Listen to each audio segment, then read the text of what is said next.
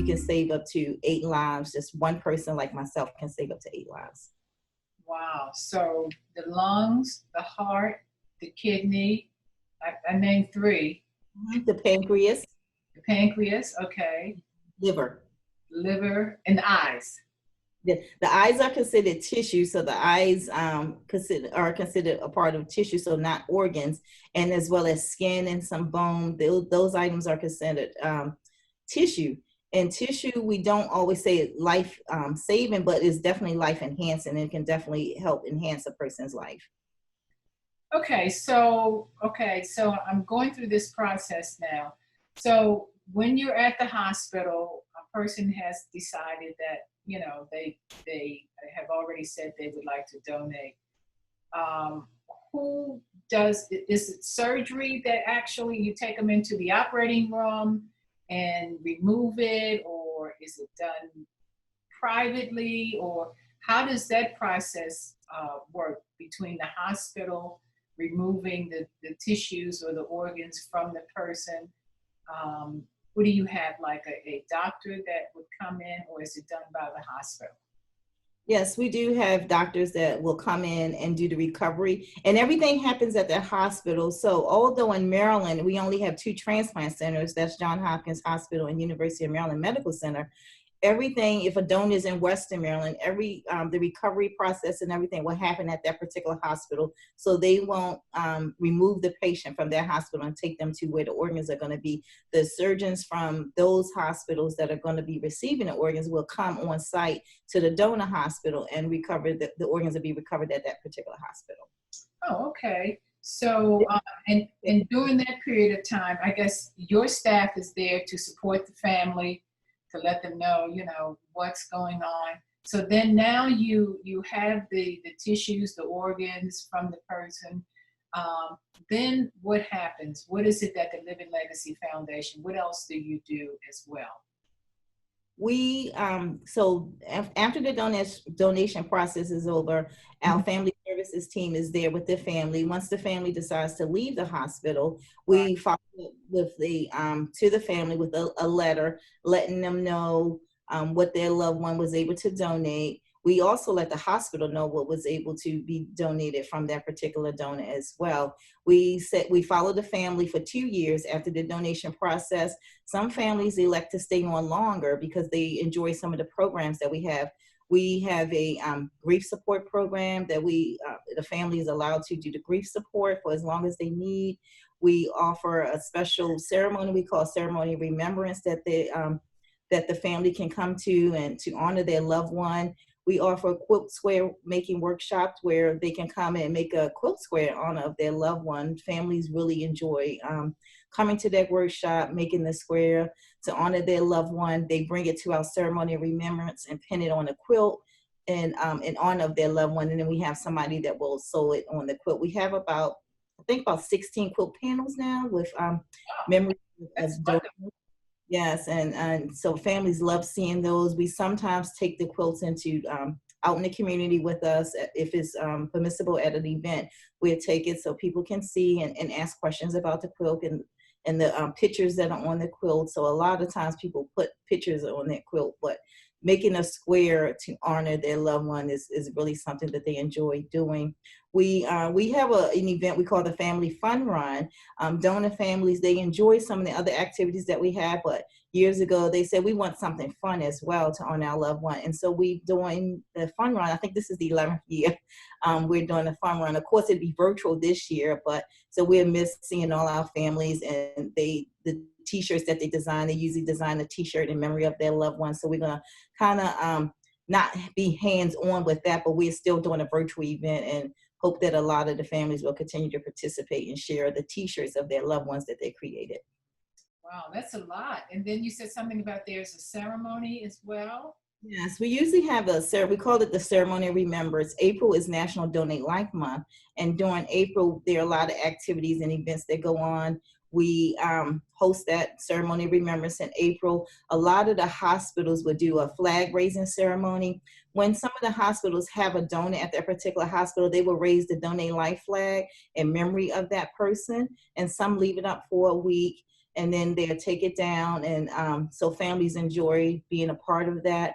There's the Walk of Honor. That's something very new that we started. Maybe this is the second year that we're doing it, but it's a very emotional and powerful ceremony to participate in. And actually, my sister works at Bayview, and she got to participate in one. And she called me and was like, "Oh my goodness, I got to participate in this event. I just cried the whole time, but it was just amazing." So it is a sad but amazing event, a way to honor the donor as they're going to the operating room. Oh, wow. That is fantastic. I didn't know about all of that. And Now, that involves like all the staff at the hospital. They invite other units to be a part of that.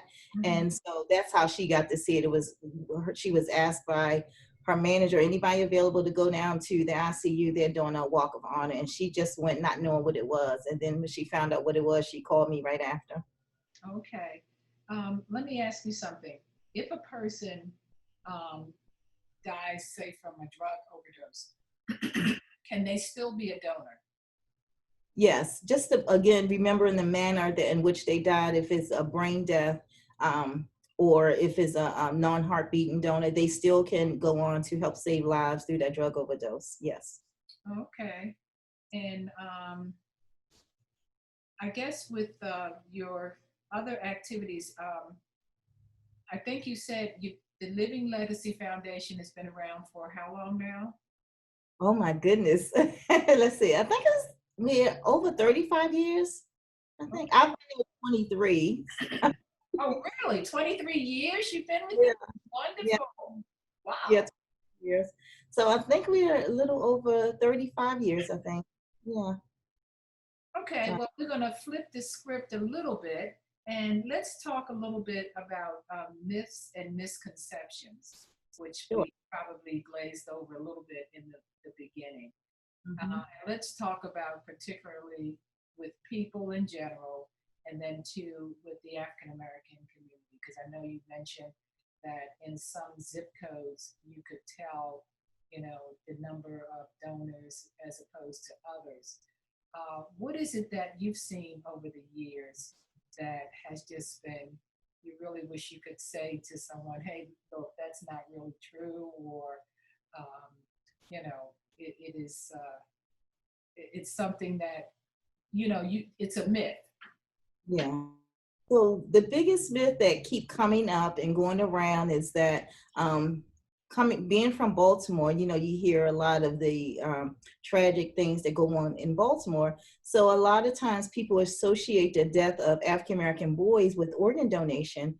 They will say that African American boys are being murdered for organ donation when that isn't true. Every time I see it on Facebook, I just want to scream and yell at a person, shake a person. Like, that's not true. If you only understood the process, and sometimes a lot of these people are dying on the scene. So if you were shot on the streets of Baltimore, you lay there and you're dead, then no organs can be used for that process. And so I try to get people to understand the process, and that you just can't shoot somebody on the street and just take their organs. I'm thinking like, would I take somebody's organs? I don't know anything about, when it's done through the channels in which it is done. The organs are being tested, the history of that person medically, but some random stranger on the street, you're not going to know anything about. So I try to get people to understand that that's not true, that these boys are being killed on the street just for organ donation. So that's something that like kind of I see all the time. And I try not to get involved in the conversation on Facebook, but there was this one conversation going on, and somebody actually jumped in who said she was a nurse, and she said, if you guys only knew the length and the amount of time it takes in the process of donation, you wouldn't be on here saying that. And I was like, yes. Well, can you hear me, Yeah. Latrice? A little bit of technical difficulty. So, are there, when it comes to diseases, and we are running out of time, I didn't know time would go by so quickly. When it comes to disease, people with cancer or people who have other type of ailments, are there certain people that you stay away from in terms of the organs? Since you brought up disease, a lot of times in our community, we have diabetes, hypertension, and so we tend to rule ourselves out. But you can still become an organ donor if you have diabetes, if you have high blood pressure. So we encourage you to still consider yourself a donor if you are a donor. Now, when it comes to cancer, if you have active cancer at the time of your death, you can't be an organ donor. But if you had cancer and you've been in remission for 5 years or more, just depending on your circumstances, when you die, you can still become an organ donor. Okay. So, and going back to myths and realities, you know, I guess we can say that this whole process doesn't have to be a mystery. And I guess when we look at people's religious beliefs, have you found that to be a big factor when it comes to myths and realities? Yes, a lot of people will say my religion doesn't believe in organ donation, when in fact most major religions do believe in organ donation. There's just a few, for instance, I would say like the Muslim faith.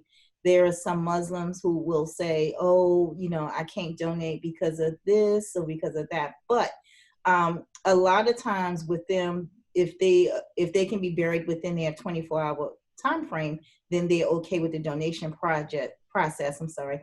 And it's the same with the Orthodox Jewish faith. They will say the same thing, that we can't support donation because they have to too be buried within a certain time frame. Okay. Okay. Well, I want to thank you and the Living Legacy Foundation for allowing us to interview you and to talk about the myths and realities of being an organ donor and how important it is. And also, and your organization and you, as well as the rest of your staff, you seem to be very caring. And your whole process seems to be one where you do show the family that you really care and you're there to support them at least 2 years afterwards, or if they need, support even longer than that you're there. And that's something that people need to know, that the Living Legacy Foundation is there for you, and that your organs, your tissues can help save someone else's life. So I want to thank you so much again, Latrice, for tuning in with us today. And we thank you very much. Thank you, Kelly. Thank you for having me, and thank you for supporting the Living Legacy.